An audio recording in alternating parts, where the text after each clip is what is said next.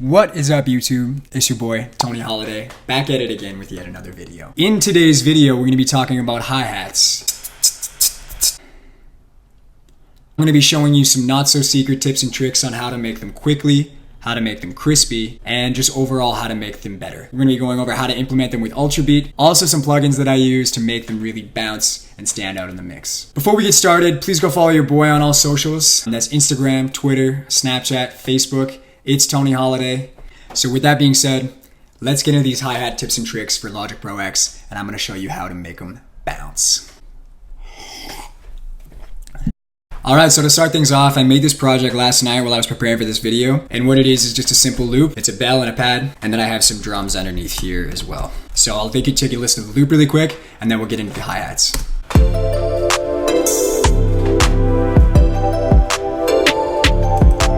So as you can tell, it's really missing those hi-hats. The drum beat is not really forward with anything. It needs some kind of extra sauce, if you will. First thing we're gonna do here is we're actually gonna grab a brand new Ultrabeat. New software instrument Ultrabeat stereo. If yours doesn't look like this to start, that's totally fine. What I've done is actually gone up here and I have gone to drum kits, drag and drop samples. When I do that, I go save that as my default. Now, whenever I open up an Ultrabeat, it's gonna no matter what look like this, which is just the easiest default template to use when you're making drums. Now, the important thing when we're doing hi-hats is we always wanna use this sample 25 key right here. And the reason for that is because when you wanna do pitched things in Ultrabeat, you wanna be able to go like up and down. This is the only key that allows you to do that when you set it up properly. And I'll show you what I mean by that later in the video. Let's grab a sample to start working in Ultrabeat. Big fan of that amazing hi-hat. I'll show you two different resolutions on how to do this. So if you're using resolution 1/8 because it's a smaller frame, what you're gonna wanna do is just highlight all of that there, and then that's gonna give you that traditional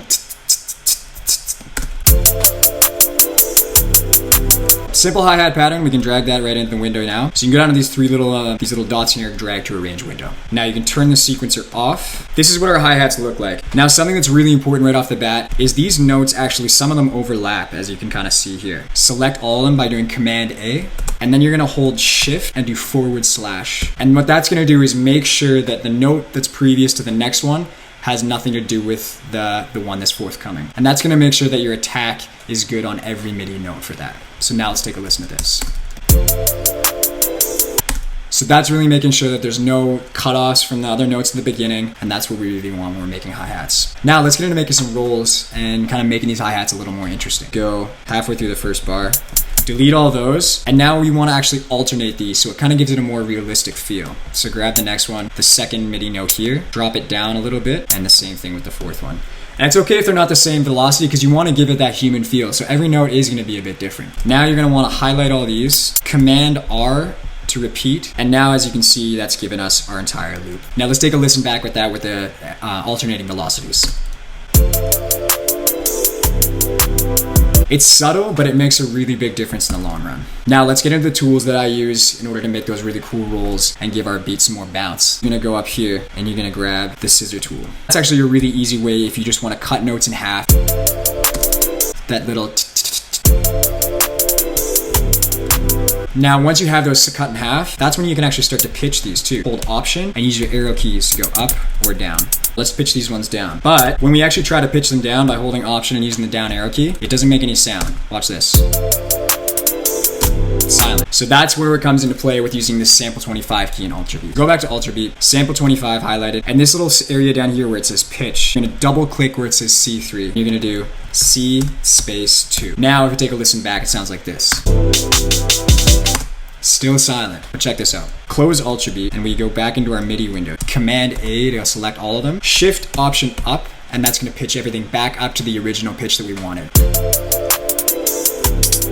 You hear the bottom ones? So that's because essentially what we've done is taken sample 25. We pitched it down to kind of give it that lower floor. And then what we did was took all the notes and we brought them up an octave. Now you have that floor octave to do those pitches down, and you still have the octave above you as well to do those up pitches. Now, the scissors tool, that was cool, but this is actually the way that I like to do it. We're gonna delete that one, start a new one here. I actually start in 1/16. I right click and I go add every downbeat. add every upbeat. Drag to arrange window. Because it's 1/16, the notes already have this in between spot, so you don't have to worry about that attack issue that we were having before. And we'll bring this down a little bit, delete those, repeat this 3 times, Command A, bring it up, perfect. This is the tool that I personally think is the best and is the quickest way to make really cool rolls. Go up here to the right side, you're gonna click brush tool. On this side here under time quantize, make sure you're under either 1/64th note or 1/32nd note. And that's gonna allow you to actually brush those tiny little spots where you're gonna hear the rolls go. Add like here. So when you're using the brush tool, if you actually move vertically with your mouse or your trackpad, as you can see, it just actually moves the pitch. But when you move horizontally, that's when it's gonna add the next one. And that's where we're gonna get those rolls. If you wanna do like those little staircase pitches, you go over one and then you can drag it down and that's just gonna vertically move the pitch as well. So that's how you can make those cool little rolls like that. So I want something like that. And when you get really quick at it, you can just, do quick things like that. Now, another thing what you're gonna wanna do is highlight these ones that you've made the rolls. The velocity come up a little bit so they really stand out in the mix. And also what I do is Command A, I'll grab this and I'll just offset it ever so slightly. And that's gonna give it that real human feel because that's what's called swing.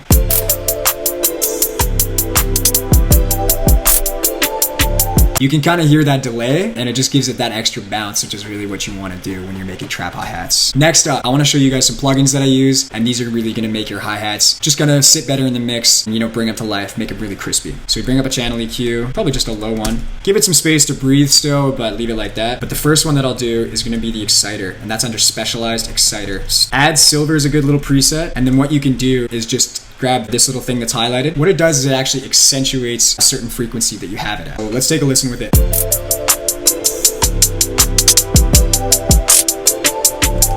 You can hear a huge difference. So pick your frequency in your hi-hat that's really making it stand out in the mix. It's gonna be different every time. It's a really cool tool to use to really make your hi-hats stick out. After exciter, I like to use stereo spread, and that's under imaging, stereo spread, stereo. And what this does, it actually just spreads out your stereo image. It's gonna make your hi-hat sound a little wider. Your clap, your snare, your kick, you kind of want them in the center in mono, but your hi-hats are kind of what brings it all together around the outside. And that's when you can do those little pans on your rolls and stuff. Take a listen without. And just for the record, I don't actually know how to work these. I just make it so I think it sounds good. Mess with the order, mess with the frequencies. That's kind of how you get to learn how to mix beats as well.